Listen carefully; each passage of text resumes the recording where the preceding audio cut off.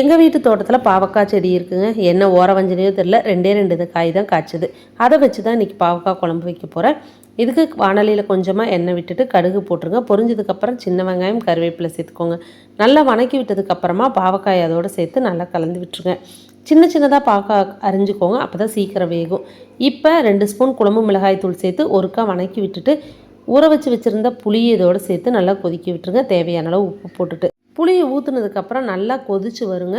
பாவக்காய் நல்லா வெந்ததுக்கப்புறம் எண்ணெய் பிரிஞ்சு வரும். அந்த ஸ்டேஜில் அடுப்பை ஆஃப் பண்ணிவிட்டு கொஞ்சமாக கருப்பட்டி இல்லைனா கரும்பு சக்கரை சேர்த்துக்கோங்க. ரொம்பவே டேஸ்ட்டாக இருக்கும். அதே மாதிரி பாவக்காய் குழம்பு கசப்போடு சாப்பிடுங்க, அப்போ தான் ரொம்ப நல்லதுங்க. குழந்தைங்களுக்கு வாரத்தில் ஒரு நாள் கொடுங்க.